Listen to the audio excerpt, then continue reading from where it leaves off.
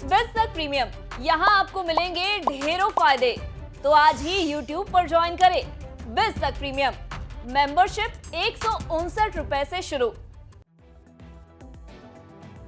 Adani group को लेकर एक और बड़ी खबर आ रही है।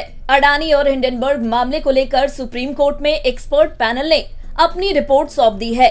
अब क्या है पूरी खबर, विस्तार से समझने की कोशिश करते हैं। अडानी ग्रुप को लेकर गठित 6 सदस्यीय एक्सपर्ट पैनल ने अपनी रिपोर्ट सुप्रीम कोर्ट को सौंप दी है। अमेरिकी short seller firm Hindenburg research की रिपोर्ट आने के बाद सुप्रीम कोर्ट द्वारा एक्सपर्ट पैनल का गठन किया गया था।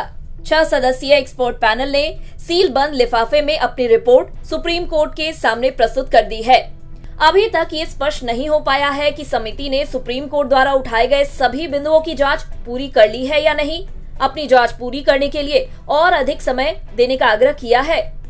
खैर, ये तो वक्त ही बताएगा, लेकिन ये बात तो फाइनल हो गई है कि एक्सपर्ट पैनल ने सील बंद लिफाफे में अपनी रिपोर्ट सुप्रीम कोर्ट के सामने पेश कर दी है।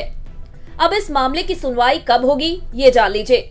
सुप्रीम कोर्ट के चीफ जस्टिस डी.वाई. चंद्रचूड़ इस मामले की सुनवाई करेंगे। बता दें, चीफ जस्टिस डी.वाई. चंद्रचूड़ 12 मई को इस मामले की सुनवाई करेंगे। अब अडानी ग्रुप को लेकर गठित 6 सदस्यीय एक्सपर्ट पैनल को क्यों बनाया गया है, ये जान लीजिए। हिंडनबर्ग रिसर्च ने अपनी रिपोर्ट में अडानी ग्रुप पर धोखाधड़ी करने और स्टॉक मैनिपुलेशन का आरोप लगाया था। इसके बाद अडानी ग्रुप के शेयरों में तगड़ी बिकवाली देखने को मिली थी। भयंकर बिकवाली और शेयर मार्केट में मचे हलचल को देखते हुए देश की सर्वोच्च अदालत और सेबी ने अपना काम करना शुरू कर दिया। इस जांच के लिए पैनल की स्थापना की गई थी। अब पैनल में कौन कौन लोग शामिल है, ये जान लीजिए।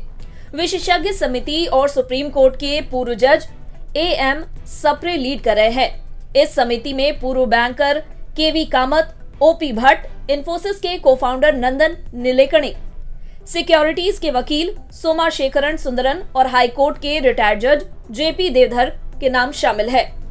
बता दें, सेबी ने 2 अप्रैल और 26 अप्रैल को जांच कमेटी के सामने डिटेल्ड प्रेजेंटेशन प्रस्तुत किया था। इसके बाद पैनल ने मार्केट रेगुलेटर यानी सेबी से डिटेल्ड रिपोर्ट्स मांगी, जिसको प्रोवाइड करा दिया गया था। सेबी ने बताया कि पैनल को विस्तृत डेटा, सपोर्टिंग नोट्स और दूसरी सूचनाएं उपलब्ध करा दी गई है। अब जाते जाते हिंडनबर्ग की रिपोर्ट आने के बाद अडानी ग्रुप को कितना नुकसान हुआ था, ये जान लीजिए। 24 जनवरी को हिंडनबर्ग की रिपोर्ट आने के बाद अडानी ग्रुप की 7 लिस्टेड शेयरों के मार्केट कैप में करीब 114 अरब डॉलर का नुकसान हुआ था।